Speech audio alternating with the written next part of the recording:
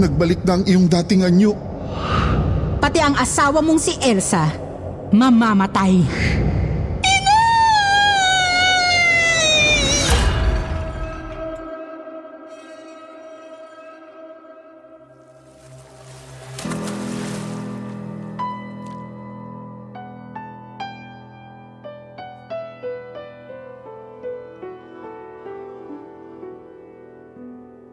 May hiwaga ang karagatan. Wala pang nakakaarok sa kung ano ang tunay na anyo ng kailaliman nito. Wala pang sapat na katibayan ng siyensya para patunayan ang pinakakailaliman ng karagatan.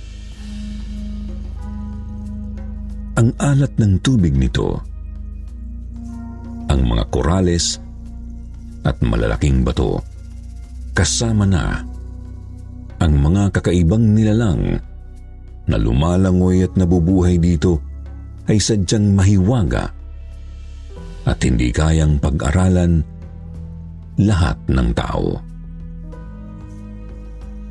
Ang karagatan na malaking bahagi ng ating planeta ay nilikha para sa ibang nilalang.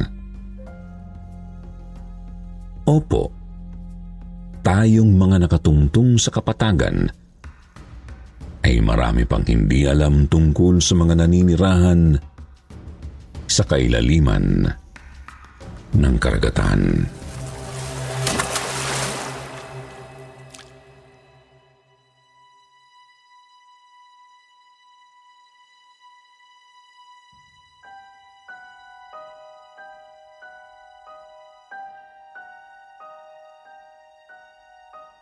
Dear Sir Jupiter,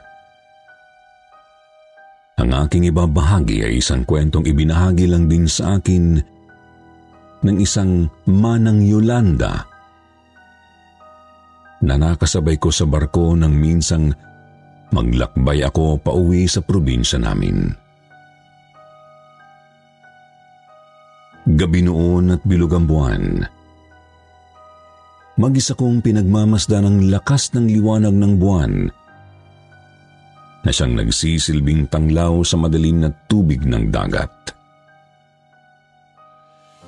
Ewan ko ba, Sir Jupiter, pero sa tuwing bilog ang buwan, ay tila may nangyayari sa aking kakaiba o masama. Kung hindi ako nagkakasakit o nananamlay, nawawalan ako ng gana sa buhay. Pero nang gabing yun, nag-iba ang pakiramdam ko sa kauna-unahang pagkakataon nang mismong lapitan ako ng isang matandang nakadamit panluksa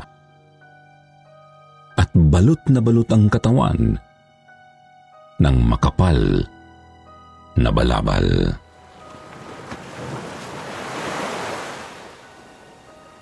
Mag-isa lamang ang matandang babaeng yun at tila naghahanap ng makakausap. Naawa ako sa kanya. Sa tingin ko ng mga panahong yun, tulad ko, mag-isa rin siyang naglalakbay sakay ng maliit na bapor. Nakakaawa ang matanda. Malungkot ang mga mata niya. Naawa ako sa kanya dahil napansin kong parang gutom na gutom siya. Tumabi siya sa akin at tiningnan ako habang nakatitig ako sa buwan.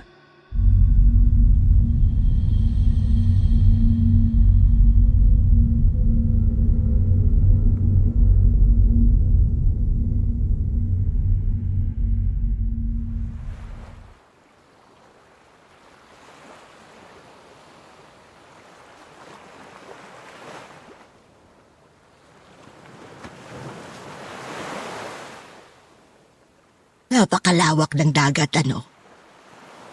Napaka-misteryoso. Samahan mo muna ako dito at mahaba-haba pa ang biyahe. At saka, mukhang tayo na lang ang gising. Lahat sila mahimbing nang natutulog sa mga pwesto nila.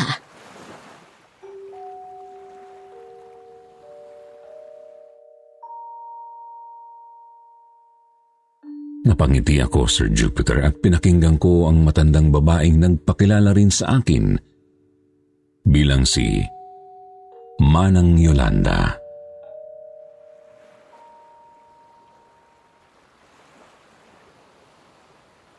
May ikukwento ako sa'yo. At sa maniwala ka man o hindi, talagang nangyari ang istoryang to sa tunay na buhay. Gusto mo bang marinig?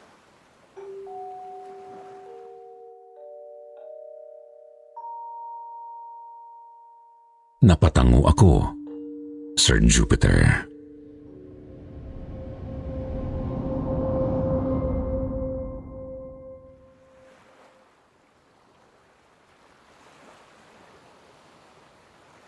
Isinilang ako sa isang isla sa Mindanao kung saan maraming nakapalibot na dagat. At napakahiwaga ng mga ito. Mahirap lamang kami. Napakapayak ng aming pamumuhay.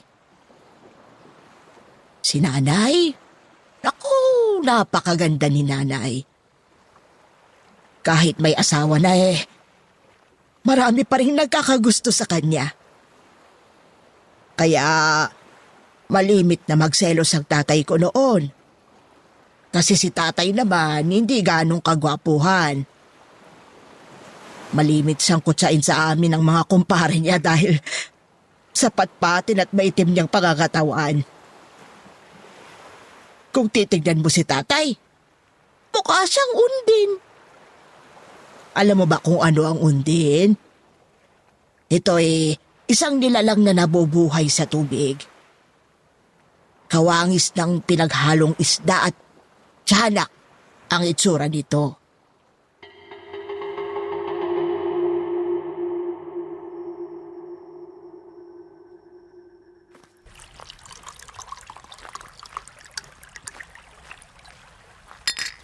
Pare Tonying, huwag kang maglalakad mag-isa sa tabi ng ilog. Bakit naman, pare? Baka mapagkamalang kang undin. At huwag ka ring mamamasyal sa dagat, lalo na kung gabi. Paring Lito naman Dahil baka mapagkamalang kay Sokoy. Hoy! Tigilan niyo nga ang asawa kong si Tonying. Nananahimik ang asawa ko. Kung makapanlait kayo, akala niyo naman mukha kayong mga artistang taga Maynila. Mga mukha naman kayong kuko.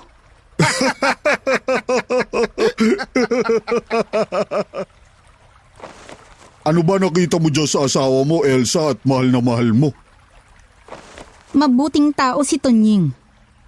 Kahit seloso yan, malawak ang pangunawa. Hindi katulad ninyo. Mga mukhang butiking tinubuan ng kuhol sa muka. Kung makapanlait kayo, wagas Gwapo ka ba? Elsa, tama na. Pumasok ka na sa loob ng bahay. Halika na, maghapunan na tayo.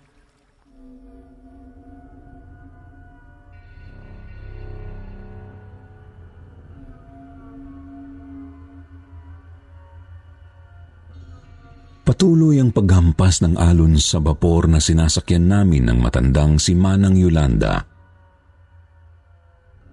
At patuloy din ang pagkikwento niya sa akin.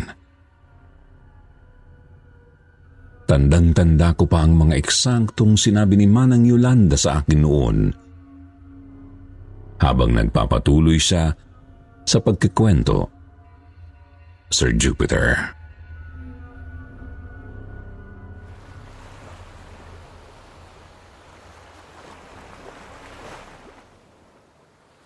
Seloso si tatay. At ayaw na ayaw nang lumalabas mag-isa si nanay ng bahay namin. Lumipas ang ilang linggo, biglang nagkaroon ng karamdaman si nanay. Naging matamlay siya. Bigla na lang siyang hindi kumakain at palaging nagsusuka. Ang nakakatakot pa, ang kanyang palate napupuno ng mga balakubak na parang kaliskis. Natuyot ang balat niya na parang balat ng sawa. Sa hindi malamang dahilan, nag-alala si tatay at Nag-isip kong may nakain ba si nanay na masama o may kumulam sa kanya.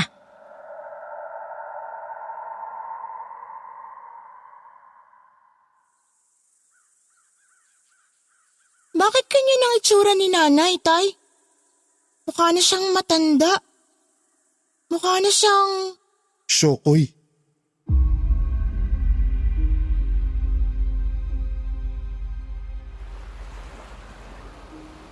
Kahit ang kanyang utak ay inaapektuhan na rin. Nag-iba na si nanay bigla.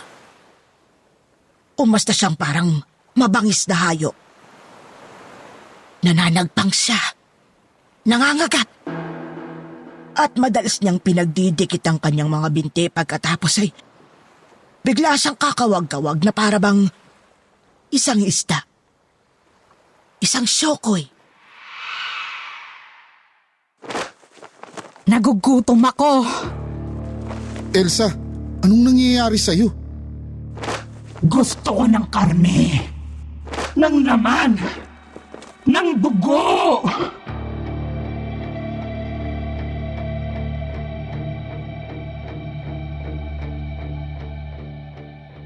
Sa mura kong edad ay hindi ko mapigilang matakot sa aking ina. Pati ako kinakagat niya sa tuwing hinahatiran ko siya ng makakain. Aray, nay! Bakit niyo ko kinagat?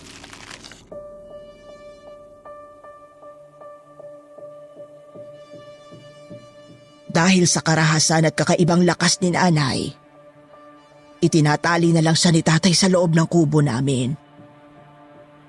Nakakahawa man pero yun lang ang kaya naming gawin ng mga panahon na yun.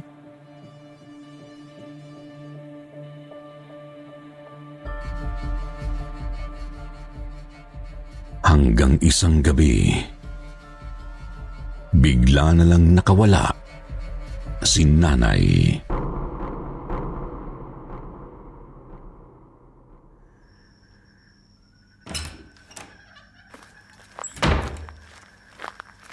Nay?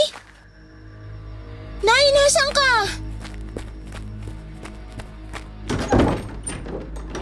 Bakit? Anong nangyari sa nanay mo? Nakawala siya, tay. Tingnan mo ang tali. Mukhang inat-ngat niya, kaya siya nakawala. Diyos ko! Elsa! Elsa, nasaan ka?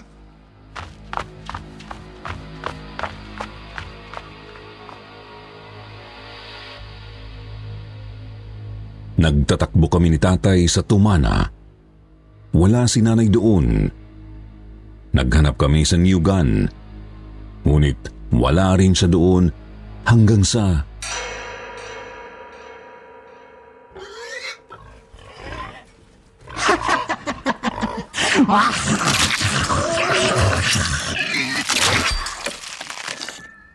Elsa, ano yung ginawa mo?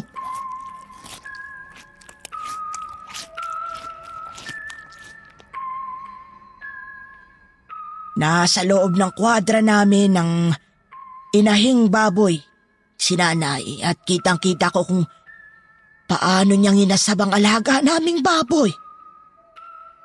Kanya itong kinain na para bang buhay na tao. Sinipsip ang dugo at nilamon ang mga lamang loob.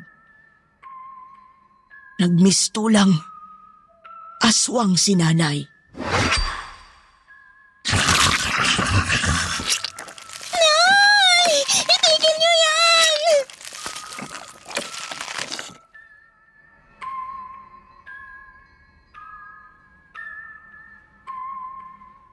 Mabilis na dinampot ni tatay si nanay at inilayo ito sa nangingisay naming alagang baboy. Gulat na gulat kami ni tatay nang magsimulang magbago ang balat ni nanay. Bumalik ang kanyang kagandahan. Kitang-kita namin. Hinding-hindi ko yun malilimutan.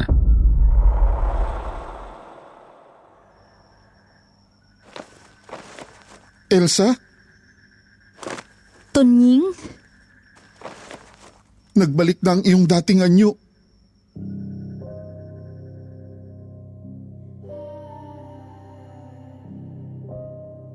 Mabilis at palihim naming ibinalik si nanay sa loob ng kubo. Ingat na ingat kami para walang makakita sa amin. Pagod na pagod si nanay. Hingal na hingal. Niyakap siya ni tatay at hinalikan hanggang sa makatulog si nanay. Makalipas ang ilang oras.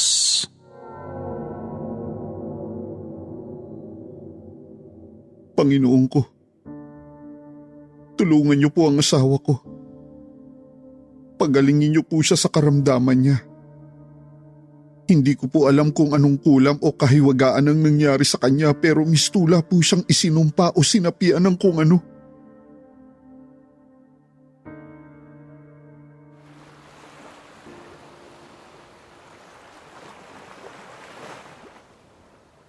Hindi pa natatapos ang pagdarasal ni tatay.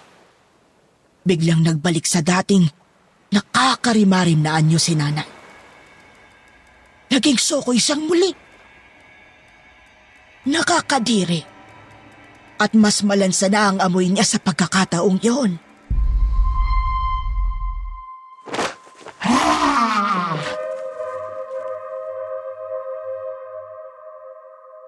Biglang may kung anong hangin ang umihip sa nagugulumihan ng pag-iisip ni tatay. Nagkaideya si tatay na baka ang dugo ng buhay na hayop at sariwang laman loob nito ang sikreto para manumbalik sa pagiging tao si nanay.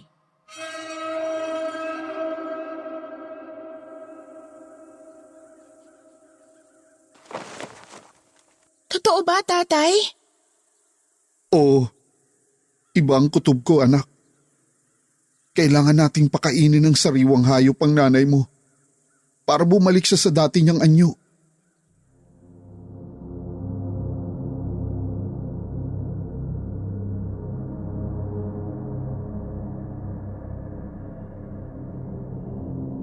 Magmula noon ay nagsimula siyang magbigay kay nanay ng kung ano-anong dugo ng manok at dugo ng baboy. Kasama na rin ang balon-balunan ng mga kambing, bitukan ng baka at atay ng mga ligaw na aso. Hanggang sa isa-isa at unti-unting nawala ang mga hayop sa lugar namin.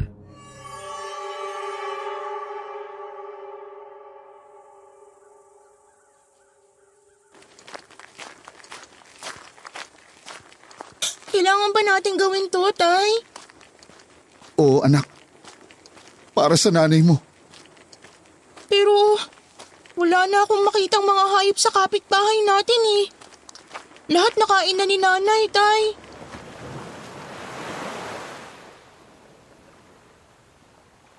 Bumabalik man ang mukha ni nanay sa dati nitong anyo sa tuwing nakakakain ng sariwang laman loob at dugo ng hayop.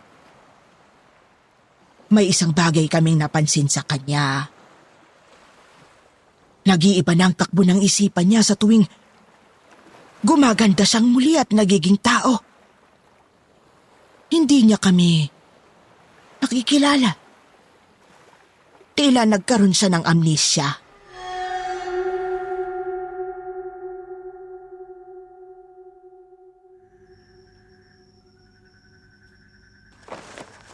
Elsa?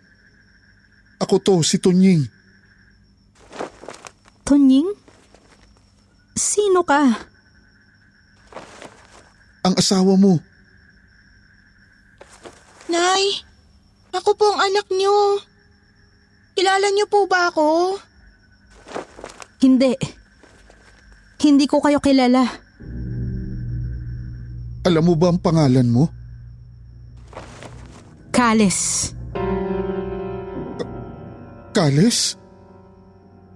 Oo. Ako si Kales. Pero, ikaw si Elsa. Ikaw ang asawa ko. Sino si Kales? Nakatira ako sa ilalim ng dagat. Doon, kasama kong nabubuhay ang iba pang mga nilalang na katulad ko. Katulad mo? Malimit akong lumabas sa tuwing sasapit ang kabilugan ng buwan. Doon sa dagat, malapit sa kabilang isla. Marami kami roon. May mga kasama akong mga babaeng may buntot. May mga malalaking mata at mapuputing balat na tinuyo ng tubig alat. Kung tawagin sila ay mga... Mga sirena! Paano mo nalaman? Nakakita ako ng isang sirena noong 7 taong gulang pa lang ako. Bilog ang buwan at ginabi ako sa pangingisda kasama ang lolo ko. Bigla ako nakarinig ng isang tinig ng babae. Humihingi ng saklolo. Nang lapitan ko ito ay halos madulas-dulas ako sa pagtakbo. Dahil nakakatakot ang itsura nito. Si Banaeg. Ang sirenang nakulong sa lambat ng mangingisda. Siya ang kapatid kong sirena sa ilalim ng dagat. Namatay siya at hindi na namin natagpuan. Galit na galit ang hari namin sa ilalim ng karagatan. Tay, mukhang nababaliw na yata si nanay.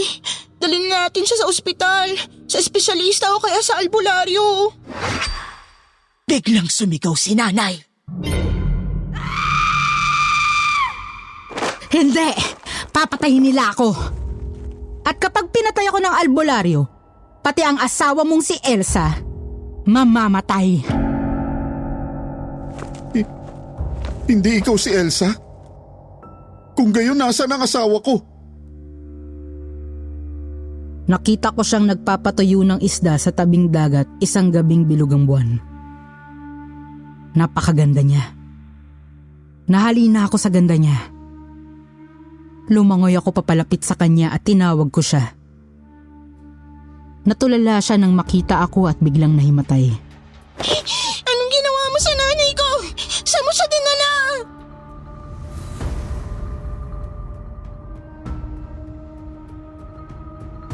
Katahimikan. Biglang huminga na lang ng malalim si nanay.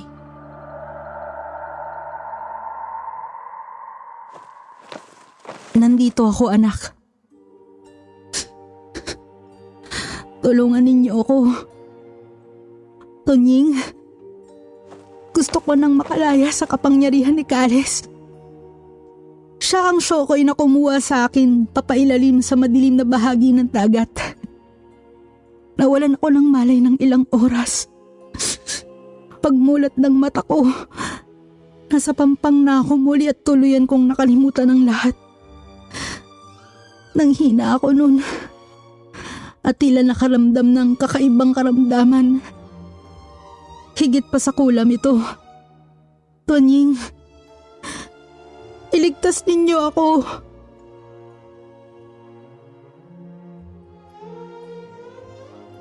Biglang tumulo ang mga luha ni nanay ng mga sandaling yon. Kahit ako, naiyak na rin ako dahil sa mga nangyayari.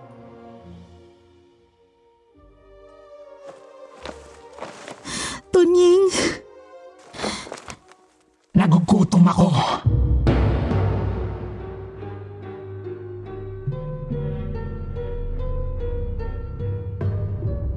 Inilihim naming panghilya ang lahat. Hindi kami makapaniwala sa kwento ni nanay, ngunit ang mga luha niya ang nagsasabing kailangan niya ng kamot sa sakit niya. Isang gabi, nakawala na naman si nanay mula sa pagkakagapos niya sa bahay.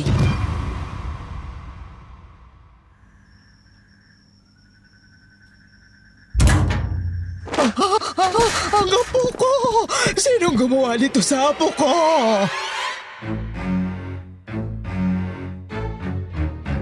Nagtatakbo kami sa bahay ng matanda. At nakita namin si nanay na gutom na kinakain ng lamang loob ng kalaro kong si Jerry. Patpating bata si Jerry at lumpo. Pero pilyo. At mahilig mambuska ng ibang bata. Halos buhay pa ito ng datna namin.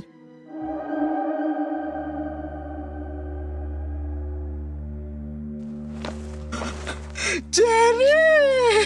Anong nangyari sa'yo, Apo? Sinong gumawa sa'yo nito? Lola, si Aling Elsa po. Inagat niya ako.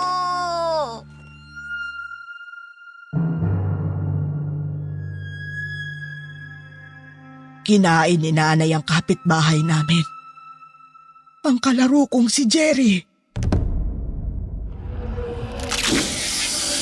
Kakainin ko ang lahat ng masasama. Kasama na ron ang mga tulad mong bata. Hindi!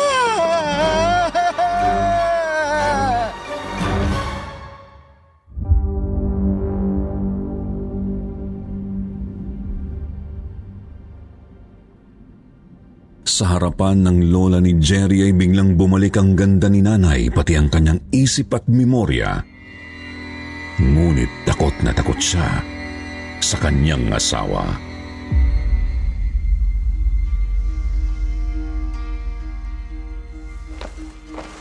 Si Carlos ang pumatay kay Jerry. Galit siya sa masasamang bata.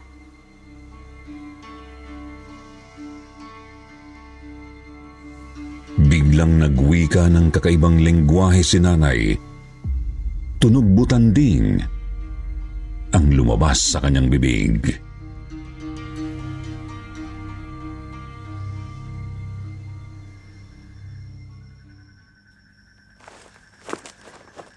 Istawak ses nagraman.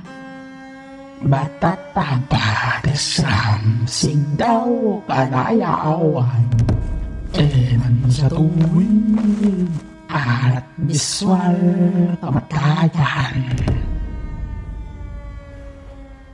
Nang madaling araw na yon, nagpasya si tatay na lumuwas sa ibang isla. Natakot siya nga. Baka makulong si nanay dahil sa pagpatay kay Jerry. Sa paglalakad namin papunta sa baybayin, nakasalubong namin si Aling Rosa. Isang matabang babaeng bukbukin ng muka. Kilala ito bilang promotor ng dynamite fishing sa lugar namin.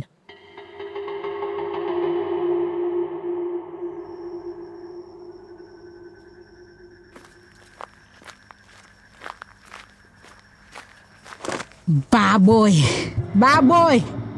Nagugutom ako! Gusto ko ng baboy!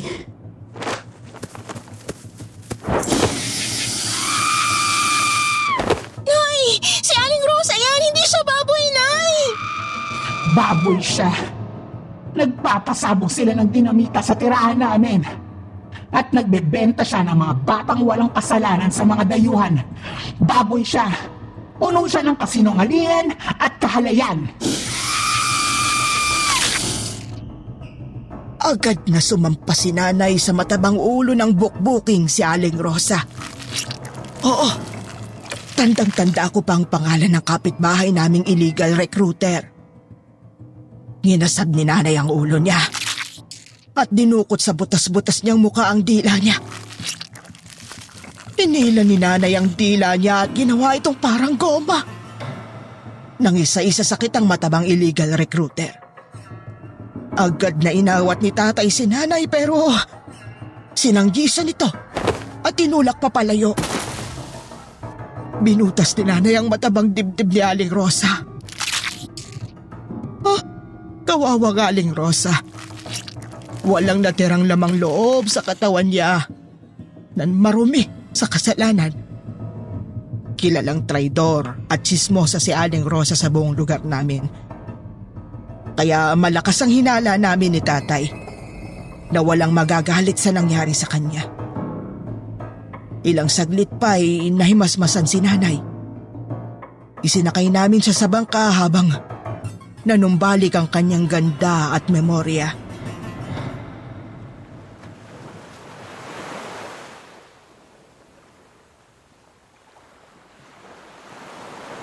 Yun ang naging simula ng pagtatago namin sa isang liblib na isla.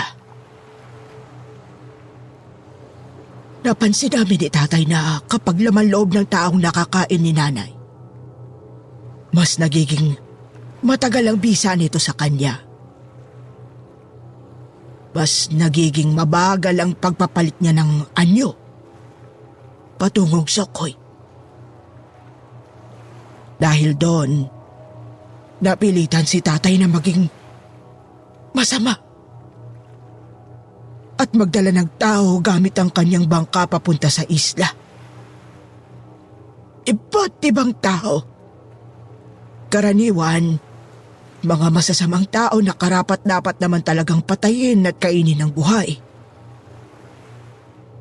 Hinding-hindi ko makakalimutan ang mga sandaling yun na punong-puno pa ako ng takot. Hanggang sa umabot sa puntong wala na akong maramdaman. Parang bigla na lang akong naging manhid sa mga nangyayari sa paligid ko. Siguro, nasanay na lang din ako sa mga nangyayari sa buhay naming mag-anak. Hindi nagtagal lalong dumami ang napatay ni nanay. Sa tulong na rin ng tatay ko. Hanggang sa napapansin na lang namin na parang bumibilis na ulit ang epekto ng tao kay nanay. Parang sa tuwing makakatikim siya nito ay lalo siyang nagiging hayok. Lalo siyang nagugutom. Hanggang sa halos hindi na namin kaya ni tatay na punan ng matinding kalam ng kakaiba niyang sikmura.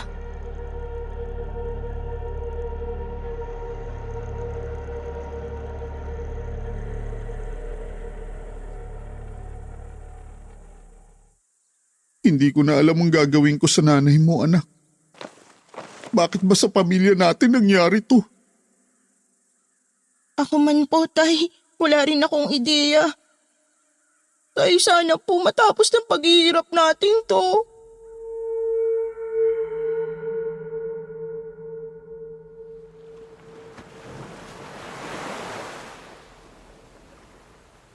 Pero hindi namin nakalain ni tatay noon na didinggin agad ang hiling namin. Kinagabihan ng araw na yon, mahimbing kaming natutulog ni tatay nang bigla na lang akong magising.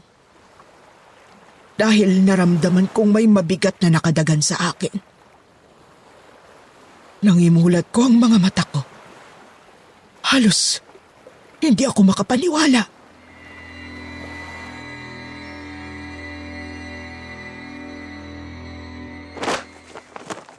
Nanay? Nanay, ano po ginagawa niyo sa ibabaw ko? Bakit niyo po ako tinatampahan? Nagugutom na ako, Neneng. Kailangan ko ng kumain. Ikaw muna ang uunahin ko dahil ititira ko ang tatay mo para sa susunod na potahe. Kailangan ko ng mas malaking pagkain sa mga susunod na araw. Ano po? Nay, huwag niyo pong gawin to. Anak niyo po ako. Ilang beses ko bang sasabihin sa'yo na hindi ako ang nanay mo? Wala na ang nanay mo, Neneng. Hindi niya nakontrolado pa ang katawang to. Sa akin na to. Ako na ang may-ari nito. At kahit kailan, hindi na babalik pa sa inyo si Elsa. Tatay, tulungan niyo po ako. Tatay! Patawarin mo ko, Elsa. Pero hindi ko kayang mawala sa akin ang anak ko. Bigla na lang nablangko ang utak ko matapos kong makita si tatay na iwinawasiwas ang hawak niyang pantaga doon mismo sa leeg ni nanay. Kitang-kita ko nang lumagpak ang ulo ng aking ina.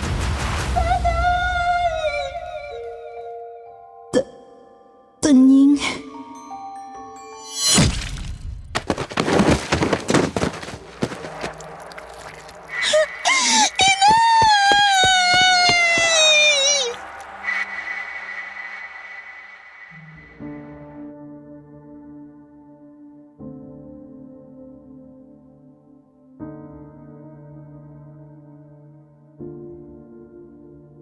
Yun ang kwentong ibinahagi sa akin ni Manang Yolanda ng gabing yun, Sir Jupiter. Tungkol sa kanilang pamilya. Na hindi ko man masyadong mapaniwalaan ngunit nagbigay sa akin ng kakaibang hilakbot, Sir Jupiter. Dahil sa posibilidad na baka totoo ang sinabi sa akin ng matandang yun na sa palagay ko rin ay may sapak sa ulo. Nagdududa talaga ako sa katotohanan ng kwento niya. Pero natatakot din ako. Kaya naisipan ko itong ibahagi sa inyo. Matapos ang kwentuhan namin ay tila nagtago na sa madilim na ulap ang bilog na buwan ng gabing yun, Sir Jupiter. Dahilan upang magdilim din ang paligid. At sa gitna ng karimlan, ay bigla na lang nawala sa tabi ko si Manang Yolanda na siyempre, ipinagtaka ko naman din agad. Hindi ko na po siya nakita pa sa bapor kahit ng sumunod na araw. Nabalitaan ko na lamang mula sa mga pahinante ng bapor na isang bangkay ang natagpo ang balutang-lutang sa tubig. Isang bangkay na nakadamit panluksa at balot na balot ng balabal. Kung sino man ang bangkay na yon ay hindi ko na inalam pa. Kahit na may hinala na ako kung sino ito. Naway mag-iwan sa atin ng kakaibang aral ang kwentong ito at palaging magpaalala sa atin na may mga bagay na hindi talaga maaabot ng katalinuhan ng tao. Maging kasing lalim man ng dagat ang talino nito. Magandang gabi po at maraming salamat sa inyong pakikinig.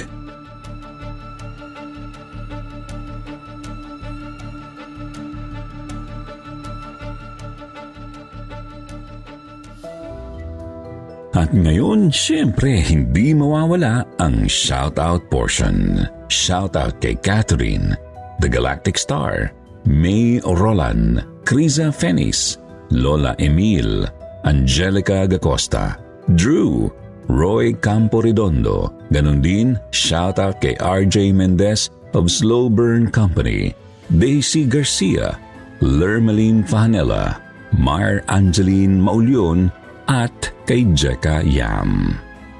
Basahin naman natin ang ilan sa mga magagandang comment mula kina Mylene Bostowen at Lermeline Fahanela. Sabi ni Mylene, inaabangan ko talaga ang inyong mga kwento.